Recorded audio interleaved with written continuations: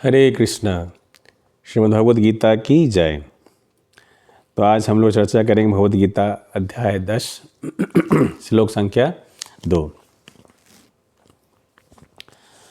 भगवान बताते हैं कि न मे विदुः सुरगना प्रभवं न महर्षया अहमादिर्हि देवानां महर्षिणां च सर्वशः। भगवान बताते हैं कि न तो देवतागण मेरी उत्पत्ति या ऐश्वर्य को जानते हैं और न ही महर्षिगण ही जानते हैं, क्योंकि मैं सभी प्रकार से देवताओं और महर्षियों का भी कारण स्वरूप उद्गम हूँ।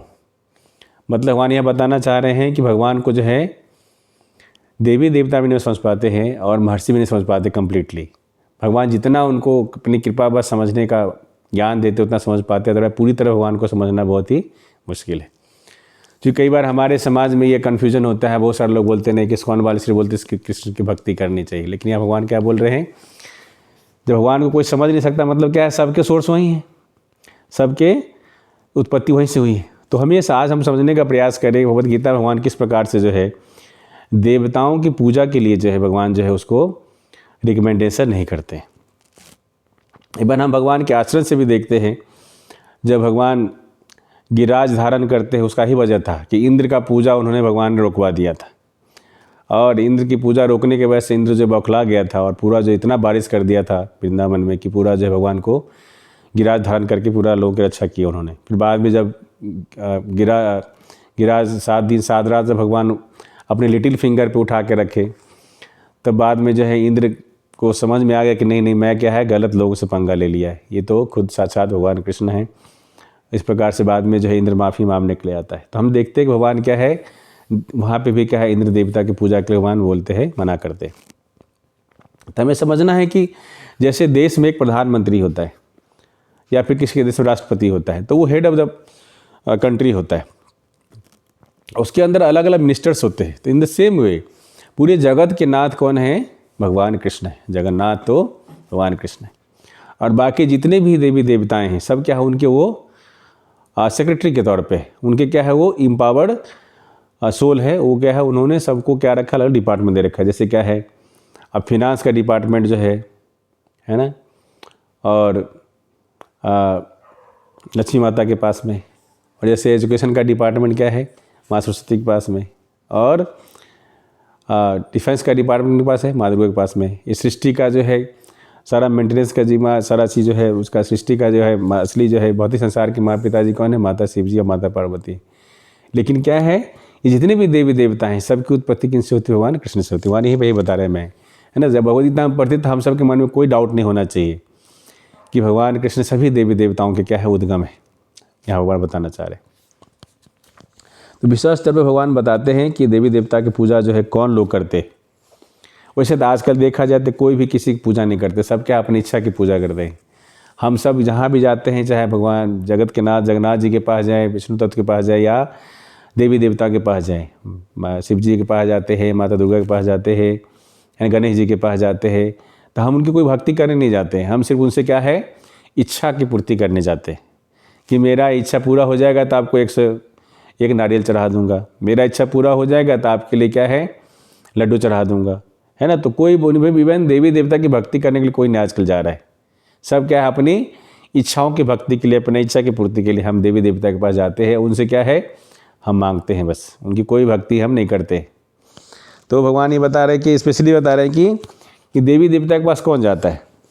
भगवान बताते हैं भगवद गीता के अध्याय 4 के 12वें श्लोक में, कांचतः कर्म नाम सिद्धिम जनता यह देवता क्षिप्रम ही मानुषे लोके सिद्ध भवती कर्म जा। भगवान बताते हैं कि इस संसार में मनुष्य सकाम कर्मों में सिद्धि चाहते हैं, फलस्वरूप वे देवताओं की पूजा करते हैं। निसंदेह इस संसार में मनुष्य को सकाम कर्म का फल शीघ्र प्राप्त होता है। तो भगवान यहाँ बता रहे हैं कि जिनको क्या बहुत ही भौतिक इच्छाएं होती हैं कि मेरा ये काम हो जाए, मेरा बेटा का नौकरी लग जाए, मेरा बीमारी ठीक हो जाए, यानी मेरा एक ज़मीन मेरा हो जाए, मेरा घर हो जाए, बहुत सारी भौतिक इच्छाएं हैं, उसकी प्राप्ति के लिए जिनको होता है वो क्या है वो बहुत ज़्यादा इच्छाएँ होती है, वो क्या है देवी देवता के पास जाते हैं।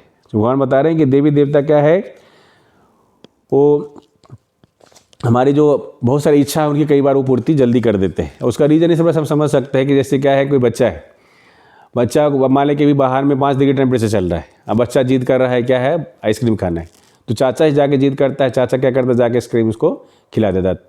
देता है। चाचा ने सोचता है कि इस आइसक्रीम खाने से बीमार पड़ जाएगा, लेकिन क्या है, जब अपने पिताजी के पास जाता है आइसक्रीम खाने के लिए तो पिताजी क्या करता है, उसको मना कर देता है, डांटता है कि नहीं तुमको बिल्कुल नहीं मिलेगा। यदि बच्चा बहुत जिद करता है तो पिताजी थप्पड़ भी लगा देता है कि नहीं गलत बात है, नहीं खाना है अभी, तभी तुम्हारा खराब हो जाएगा। इसी सेम में हम भगवान के पास जाते हैं, परम भगवान कृष्ण के पास जाते हैं, जगत के नाथ जगन्नाथ जी के पास जाते हैं, तो वो हमें जो हमारे लिए अच्छा होते वही हमको देते हैं, जो हमारे लिए अच्छा नहीं है, जिससे हमारे नुकसान होगा उसको वो नहीं देते। इनफैक्ट हम जिस भाव से जाते हैं, भगवान जो है हमारे, वैसे नहीं कि भगवान हमारी इच्छाओं की पूर्ति करते, लेकिन क्या है, यदि गलत इच्छाएं हमारी है जिससे हमारी हानि होगा तो भगवान ये सोच समझ कई बार हमें वो नहीं देते हैं। तो यहाँ भगवान बता रहे हैं कि जो भौतिक देवताओं क्या है, देवताओं को जो मांगो वो खुश होकर दे देगा जो उसके पास है। लेकिन आगे भगवान बताएंगे जो देवता भी जो देते हैं वो भी क्या है, उनके पास खुद का नहीं है। जैसे आपको मिनिस्टर है तो मिनिस्टर कहाँ से ला के देगा फंड, उसको पीएम ऑफिस से फंड मिलेगा, है ना। तो इस प्रकार से देवी देवता जो कुछ देते भी हैं, क्या है वो भगवान कृष्ण बताते हैं कि एक्चुअली वो हम ही को इससे लेके देते हैं, उनका अपने पास कुछ तो है नहीं। क्योंकि इस पूरा जगत का क्या है, ईशावासम इदम सर्वम, इस भगवान ये पूरे जगत का सारा संपत्ति के मालिक कौन है, भगवान कृष्ण है। भगवान भगवद गीता के 5वें अध्याय के 29वां श्लोक को बताते हैं, भक्ताराम यप्तव साम सर्वलोक महेश्वरम सुहृदम सर्वभूतानाम ज्ञाता माम शांति मिच्छति। क्या है, भोक्ताराम यज्ञ साम, सभी यज्ञों के असली भोक्ता कौन है, भगवान कृष्ण बोल रहे हैं। और सब लोक महेश्वरम, क्या है, सभी क्या है, टॉप मोस्ट ऑल इंजॉयर हैं वो, और क्या है, ऑल प्रोपराइटर है, सभी चीज़ के मालिक कौन है, भगवान कृष्ण बताते हैं। तो यहाँ देवी देवता जो हमें जो देते हैं वो क्या है, भगवान कृष्ण से ही लेके देते हैं, उनके पास खुद का अपना कुछ है नहीं। इस प्रकार से जो है भगवान फिर बताते हैं 7वां अध्याय के जो है 20वां श्लोक में बताते भगवान बताते हैं, कामस्तेर हित ज्ञाना प्रपदन्ते अन्न देवता तम तम नियमास्थाय प्रकृत्या नियता सोया। और बताते हैं कि जिनकी बुद्धि भौतिक इच्छाओं द्वारा मारी गई है वे देवताओं की शरण में जाते हैं और वे अपने अपने स्वभाव के अनुसार पूजा की विशेष विधियों का पालन करते हैं।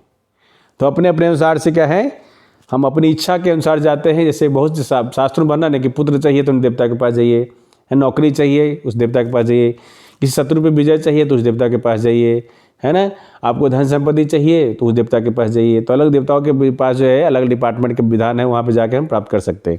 लेकिन शास्त्रों में वर्णन भागवत में पुराण में बोला गया है कि अकामः सर्व कामो वा मोक्ष कामा उधार दे तीव्रेण भक्ति योगेन यत पुरुषं परम।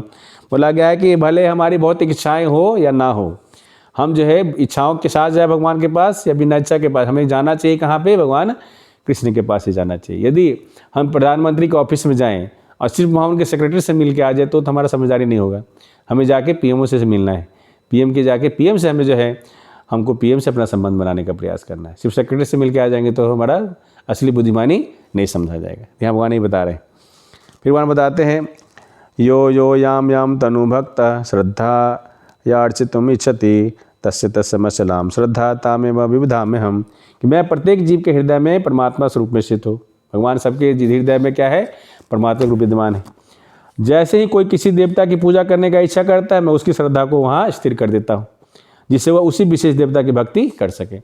आप जैसे कि हम किसी देवी देवता के जमाने, कोई शिव जी के भक्त है, कोई माता दुर्गा के भक्त है, तो भगवान देखते कि उनकी में श्रद्धा कम से वहाँ तो पहुँच रहा है, तो उनमें श्रद्धा है तो उनकी भक्ति को भगवान वहीं पे उन्हीं के लिए, उनके हृदय में बैठे हैं, उन्हीं के भक्ति के लिए उनको चेतना दे देते हैं भगवान। चूँकि अल्टीमेटली क्या है, भगवान शिव प्रसन्न होंगे कहाँ भेजेंगे, भगवान कृष्ण के पास भेजेंगे। माता दुर्गा प्रसन्न होंगे कहाँ भेजेंगे, असली भगवान कृष्ण के पास भेजेंगे। तो इस प्रकार से जो भगवान बताते हैं कि हम सबके हृदय में विद्यमान हूँ। कोई जीव किसी पर्टिकुलर देवी देवता का भक्ति करना चाहता है तो उसी की भक्ति में उसको मन को स्थिर कर देता हूँ। फिर भगवान आगे बताते हैं कि ऐसे श्रद्धा से समन्वित वह देवता विशेष की पूजा करने का यत्न करता है और अपनी इच्छा की पूर्ति करता है, किंतु वास्तविकता तो यह है कि ये सारे लाभ केवल मेरे द्वारा प्रदत्त है। भगवान बता रहे हैं कि देवी देवता भी जो दे रहे हैं हमें, वो क्या है, अल्टीमेटली जो है कहाँ से दे रहे हैं, वो भगवान कृष्ण की प्रॉपर्टी है, सब भगवान कृष्ण से लेके दे रहे हैं। तो बेटर है क्या है, हम डायरेक्टली इनडायरेक्ट क्यों जाए, हम डायरेक्ट क्यों ना जाए, डायरेक्ट हम भगवान कृष्ण के पास जाएंगे। फिर भगवान आगे बताते हैं 7.23 में, अंतवतु फलम तेषाम तद्भवति अल्पमेधसाम देवान देव जो यान्ति मद्भक्ता यान्ति मामपि। भगवान बताते हैं कि यहाँ जो है देवी देवताओं की पूजा करने वाले को भगवान बोलते हैं कि अल्प बुद्धि वाले। क्या है, अल्प बुद्धि वाले व्यक्ति देवताओं की पूजा करते हैं और उन्हें प्राप्त होने वाले फल सीमित और क्षणिक होते हैं। देवताओं की पूजा करने वाले देवलोक को जाते हैं, किंतु मेरे भक्त अंततः मेरे धाम को प्राप्त होते हैं। तो भगवान यहाँ पे सबसे पहले बता रहे देवी देवता की पूजा करने वाले को बोले, भगवान बोल रहे हैं क्या है वो अल्पमेध साम है, मतलब क्या हो अल्प बुद्धि वाले। तो जो समझदार व्यक्ति है डायरेक्टली क्या करेगा, वो भगवान कृष्ण की भक्ति करेगा। और लेकिन जो अल्प बुद्धि वाले क्या देवी देवता की पूजा करे, क्यों ऐसा भगवान बता रहे हैं, क्योंकि देवी देवता जो देंगे क्या है वो सीमित होगा, लिमिटेड मात्रा में देंगे और वो टेम्पररी होगा, लेकिन भगवान कृष्ण से हम देंगे क्या होगा, तो वो परमानेंट होगा। इस प्रकार से भगवान बता रहे हैं। और जो देवी देवता की पूजा करते देवताओं के लोक में जाएंगे, जहाँ का टिकट कटाएंगे वही हम जा सकते हैं। मतलब दिल्ली का टिकट कटाएंगे तो दिल्ली जाएंगे, अमेरिका का टिकट कटाएंगे तो अमेरिका जाएंगे। इस प्रकार भगवान बता रहे हैं कि देवी देवताओं का अपना एक लोक है, उनका भी अपना धाम है। तो जो देवी देवता की पूजा करेगा वो देवी देवता के धाम को जाएगा। जैसे भगवान शिव का महेश धाम है ना। और प्रकार से जो भगवान का भक्त होगा क्या भगवान के धाम को वैकुंठ लोक को जाएगा। तो इस प्रकार से भगवान जो है यहाँ पे जो है देवी देवताओं की पूजा करने वाले और भगवान की भक्ति करने वाले में क्या लाभ और हानि उसके बारे में भगवान बता रहे हैं। फिर से जो है 9वां अध्याय भगवान फिर से चर्चा करते हैं देवी देवता के बारे में। बोलते हैं ये अपि तो अन्य देवता भक्ता सजन्ते सद्यान्विता तेपि मामेव कौन्तेय अजन्ति अविधि पूर्वकम। ये 9.23 भगवान बताते हैं कि हे कुंती पुत्र, जो लोग अन्य देवताओं के भक्त हैं उनकी श्रद्धापूर्वक पूजा करते हैं, वास्तव में वे भी मेरी ही पूजा करते हैं, किंतु वे यह त्रुटिपूर्ण ढंग से करते हैं। अब भगवान बता रहे हैं कि भाई देवी देवता को जो पूजा करें तो इनडायरेक्टली क्या मेरा ही पूजा हो रहा है, क्योंकि सभी देवता कौन है, भगवान के तो अंश ही है ना। हम सभी भगवान के अंश है, देवी देवता भगवान के अंश है। और जब भगवान विराट रूप जब दिखलाते हैं 11वां अध्याय में जब वर्णन आता है भगवद गीता के 11वें अध्याय में, तो वो जब भगवान के विराट रूप में सब चीज़ दिख रहे हैं, सूर्य देवता दिख रहे हैं, गणेश जी दिख रहे हैं, सबकी जितने भी शिव जी दिख रहे हैं, ब्रह्मा जी दिख रहे हैं, सबके सब जो है 33 करोड़ देवी देवता जो है भगवान की विशाल जो है विराट रूप में सबके सब विद्यमान थे। तो इस प्रकार से भगवान बताते हैं कि अल्टीमेटली ये देवी देवता की पूजा कर रहे हैं तो क्या हम मेरी ही पूजा कर रहे हैं, लेकिन क्या वो इनडायरेक्टली कर रहे हैं, वो क्या है त्रुटिपूर्ण ढंग से कर रहे हैं। जब हमारे पास डायरेक्टली प्रधानमंत्री के पास जाने का तरीका हमको पता है, प्रधानमंत्री के जाने का हमारे पास ऑप्शन है, तो हम मुख्यमंत्री के पास क्यों जाएंगे, पोर्टफोलियो मिनिस्टर के पास क्यों जाएंगे, हम सीधे प्राइम मिनिस्टर के पास क्यों नहीं चले जाएंगे। तो भगवान क्या है डायरेक्ट बोल रहे कि तुम डायरेक्टली मेरे पास आ सकते हो, लेकिन यदि देवी देवता के भाया मीडिया से आ रहे हो तो भगवान बोल रहे कि वो जो है वो अविधि पूर्वक है। वास्तविक तो आना तो पूजा तो भगवान की हो रही है, भगवान की ही पूजा इनडायरेक्टली हो रही है। तो देवी देवता की पूजा में भी इनडायरेक्टली पूजा भगवान की ही हो रही है, लेकिन ये इस चीज़ को भगवान रिकमेंड नहीं कर, भगवान बोलते डायरेक्टली मेरे पास आ जाओ, तुमको भाया मीडिया से आने की जरूरत नहीं। फिर भगवान बताते हैं कि मैं ही समस्त जगहों का एकमात्र भोक्ता तथा स्वामी हूँ।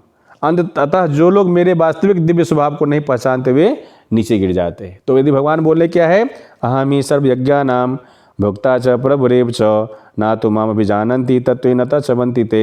9.24 में भगवान बताते हैं कि सभी यज्ञों का जो है भोक्ता मैं ही हूँ और मैं ही सब चीज़ का एंजॉयर हूँ। तो जो अब सब लोग नहीं जानते तो क्या है, वो देवी देवता को पूजा में लगे रहते हैं और क्या है उनको जो सही लाभ मिलना चाहिए वो सही लाभ उनको मिल नहीं पाता है। तो इसलिए भगवान यहाँ बोलते हैं कि वो नीचे गिर जाते हैं। तो ये समझदारी नहीं कि देवी देवता को पूजा करें हम लोग। फिर भगवान बताते हैं 9.25 में यान्ति देवव्रता देवान पितृन यान्ति पितृव्रता भूतानि यान्ति भूतेज यान्ति मदयाजी नौपी माम। भगवान बताते हैं जो देवताओं की पूजा करते हैं वो देवताओं के बीच जन्म लेते हैं, जो पितरों की पूजा करते हुए पितरों के पास जाते हैं, जो भूत प्रेत की उपासना करते हुए उन्हीं के बीच जन्म लेते हैं, और जो मेरी पूजा करते हैं वो मेरे साथ निवास करते हैं। तो फिर वहाँ यहाँ बता रहे हैं कि जहाँ का टिकट लेगा उसको वहीं जाने की सवारी प्राप्त होगी। अब जो मान ली कि देवताओं की पूजा करता है वो देवताओं के लोक में जाके रहेगा, पितरों की पूजा करता है तो पितरों का एक अलग सा लोक है वहाँ जाके रहेगा, भूत प्रेत की पूजा करता है तो भूत प्रेत का जो है लोक है वहाँ पे जाके रहेगा। लेकिन हमारे बता रहे हैं कि जो मेरा पूजा करेगा, जो मेरी भक्ति करेगा, मेरे वैकुंठ धाम में सदा वो निवास करेगा। क्योंकि क्या है बाकी सभी देवताओं का लोक का क्या होता है, ब्रह्मा के जो है रात होते हैं, ब्रह्मा जी के रात होने पे या ब्रह्मा जी का जो है मृत्यु होने पे क्या उनका जो है विलय हो जाता है, वो क्या होता है विनाश हो जाता है ना। लेकिन भगवान के धाम क्या है, वो भगवान का धाम जो है वो हमेशा जो है उसका कभी भी जो है उसका नाश नहीं होता है। इस प्रकार से भगवान जो है भगवद गीता के जो है 4थे अध्याय में, 7वें अध्याय में और 9वें अध्याय में भगवान बताते हैं कि देवी देवताओं की पूजा करने की आवश्यकता नहीं। और भगवान बताते हैं कि देवी देवताओं की यदि पूजा भी करते अल्टीमेटली क्या हमारी ही पूजा आप कर रहे हैं, लेकिन ये तरीका विधि ठीक नहीं, आप डायरेक्टली मेरे पास आइए। भगवान बताते हैं कि जो जहाँ जिसकी भक्ति करेगा उसी के लोक को जाएगा, और बताते भगवान कि जो मेरे भक्ति करेगा मेरे धाम को आएगा। तो भगवान के धाम में जो हमें प्राप्त होता है वो क्या है, वो अनलिमिटेड मात्रा में प्राप्त होगा, और क्या है वो हमारा जो है परमानेंट रहेगा। इस प्रकार से जो है भगवान बताते हैं कि मैं सभी देवी देवताओं महर्षियों का सभी का मैं सबको उद्गम कौन हूँ, मैं ही हूँ। इसलिए हम सबके मन में भगवत गीता के आदेश को अच्छी तरह धारण करना चाहिए। हमको समझना चाहिए कि क्या है, सुपीरियर ऑथोरिटी तो एक ही हो सकता है। इसलिए भगवान कृष्ण कौन है, ईश्वर परम कृष्ण सचिदानंद विग्रह अनादिरादिर गोविंदा सर्वकारण कारणम एते चांस कला पुंस कृष्णस्तु भगवान स्वयं इंद्रारिकुलम व्याकुलम लोकमिडियंती युगे युगे। भगवान बताते हैं क्या है, ब्रह्मा जी बताते हैं कि ईश्वर परम कृष्ण, भगवान कृष्ण ही जो है परम ईश्वर है, वही जगत के नाथ हैं, वही विराट रूप दिखलाते हैं। तो इस प्रकार से क्या है, भगवान कृष्ण जो है जब भगवद गीता पढ़ते हैं तो हमें समझ में आता है कि भगवान कृष्ण क्या है, he is the top most authority of this universe. और बाकी देवी देवता क्या है, वो सब उनके क्या है, इम्पावर्ड सोल है, उनके क्या है अलग अलग डिपार्टमेंट उन्होंने दे रखा है, सब उन्हीं के कौन है, सेक्रेटरी के तौर पे। तो अब सवाल उठता है क्या देवी देवता का हम कुछ भी ना करें, उसको अपमान करें, नहीं। जैसे क्या है प्रधानमंत्री आते उनके साथ सेक्रेटरी भी रहते, तो हमें सेक्रेटरी का सम्मान करना है, लेकिन भक्ति किनका करना है, जो मेन पर्सन है। तो भगवान बताते हैं कि नहीं, भक्ति मेरा करना है, तो भक्ति हम भगवान कृष्ण का करना है, और सम्मान सभी देवी देवताओं को करना है। सभी देवी देवता बहुत इम्पावर्ड है, हमसे बहुत ज़्यादा पावरफुल है, तो हमें सभी का सम्मान करना है। और बाकी क्या है, देवी देवता सब वैष्णव है, वैष्णव मतलब जो भगवान कृष्ण और विष्णु के उपासक है, तो सब क्या है वैष्णव है, तो हमें वैसे भी क्या हर वैष्णव को पास सब सम्मान करने का है। तो क्या है, जो कृष्ण जैसे कोई जो फीमेल है उनकी शादी होती है, अपने ससुराल जाती है, तो क्या है वो सम्मान सबका करते हैं, लेकिन प्रेम अपने पति से करते हैं। द सेम वे हमें सभी देवी देवताओं को सम्मान करना। हम कहीं भी मान लें हमें शिव जी का मंदिर मिले, माता दुर्गा का मंदिर मिले, गणेश जी का मंदिर मिले, हमें प्रणाम करना है, वो वैष्णव है, उनसे कृपा करना है, उनसे याचना करना है कि आप हमें कृष्ण की भक्ति दें, है ना। आप कृपा करके आप कृष्ण के भक्त हैं, भगवान के भक्त हैं, हमें कृष्ण की भक्ति को आप दान करें। इस भाव से उनकी जो प्रार्थना हमें करना, उनका सम्मान करना, कभी भी देवताओं का अपमान नहीं करने का है ना। तो भगवान भक्ति हमें भगवान कृष्ण की करनी, लेकिन सभी देव देवताओं का हमें जरूर से सम्मान करना है। इस प्रकार से जो है हम भगवत गीता जब पढ़ते हैं तो हमें समझ में आता है कि परम भगवान कृष्ण है, और भगवान कृष्ण की यदि भक्ति करते हैं तो जैसे पौधे के जड़ में पानी डालते पूरे पौधा का पोषण हो जाता है, जैसे पेट में खाना डालते तो पूरे शरीर पूरे अंगों का पोषण हो जाता है, उसी तरह से क्या है भगवान कृष्ण की भक्ति करने से सभी देवी देवताओं प्रसन्न हो जाते हैं। सभी देवी देवताओं 33 करोड़ देवी देवताओं का सबका आराधना भक्ति पूजा हो जाता है। तो हमें कभी नहीं सोचना चाहिए कि भगवान कृष्ण की भक्ति करेंगे बाकी का नहीं करेंगे तो कैसे, नहीं। भगवान कृष्ण की भक्ति करने से क्या है सभी देव देवता ऑटोमेटिकली प्रसन्न हो जाएंगे, क्योंकि वो सब क्या है भगवान के ही तो अंश है, भगवान के द्वारा ही तो शक्ति प्रदत्त है। इसलिए हम सबके मन में गीता पढ़ने के बाद कोई डाउट नहीं रहना चाहिए कि हमें भक्ति किनकी करनी चाहिए, भगवान कृष्ण की। और भक्ति करने का माध्यम क्या है, भगवद गीता ज्ञान प्राप्त करना और भगवान का नाम लेना। हरे कृष्णा कृष्णा कृष्णा हरे हरे, हरे राम राम राम हरे हरे। कलयुग में जो हर धर्म में जो है नाम की महिमा बताई गई। तो आप सबसे अनुरोध है, आप सब भगवद गीता ज्ञान को लीजिए, खुद पढ़िए, लोगों को ज्ञान बांटिए, भगवद गीता को बांटिए, और अपना जीवन भी सार्थक करिए, और अन्यों का, अपने दोस्त का, रिश्तेदार का, परिवार वालों का, सबका जीवन उद्धार करिए। क्योंकि क्या है ये मानव जीवन बहुत ही दुर्लभ है। देखा जाए तो एक एक second people are dying, but हम लोग रियलाइज नहीं करते। हम सबका एक एक सेकेंड हमारी आयु कम ही हो रही है ना। दिन रात जैसे सूर्यास्त होता है और सूर्योदय होता है, सूर्यास्त सूर्योदय होते तो हमारा दिन क्या हो रहा है, धीरे धीरे हमारा आयु हमारा कम ही होता जा रहा है। तो हम सब कुछ बात को बहुत सीरियसली लेना चाहिए, क्योंकि समय किसके पास कितना है किसी को पता नहीं, हो सकता है कल भी हमें जाना पड़े। तो हमेशा जो है हमें अपने भक्ति के अकाउंट को, भक्ति के बैलेंस को भी हमें अच्छी तरह रखना चाहिए। क्योंकि भौतिक संसार का जो अकाउंट हो तो ट्रांसफ़र हो जाएगा, लेकिन जो आध्यात्मिक हमारा जो अकाउंट बैलेंस है हमारे साथ भी रहेगा, इस जीवन में भी और अगला जीवन में। इसलिए आप सबसे अनुरोध है, भगवद गीता को पढ़िए और अपने जीवन को सार्थक बनाइए। अपने ये दुर्लभ मानव जीवन है, इसको आप सफल बनाइए। क्योंकि ये हमारा भक्ति करना हमारा कंपलसरी ड्यूटी, जैसे हम खाते हैं, नहाते हैं, सोते हैं, घूमते हैं, टहलते हैं, जैसे में हमें क्या करना चाहिए, हमें कुछ समय निकाल के भगवान का नाम का जाप करना चाहिए। आधा घंटा 2-2 श्लोक भगवद गीता को रोज़ पढ़ना चाहिए। 18 अध्याय है, 700 श्लोक है, 2-2 श्लोक भी यदि रोज़ पढ़ेंगे तो साल भर में हम एक बार भगवद गीता को पढ़ सकते हैं, है ना। तो आप सबसे अनुरोध है अपने दुर्लभ मानव जीवन को सफल बनाएं। हरे कृष्णा। श्रील प्रभुपाद जी की जय। श्रीमद् भगवद गीता की जय।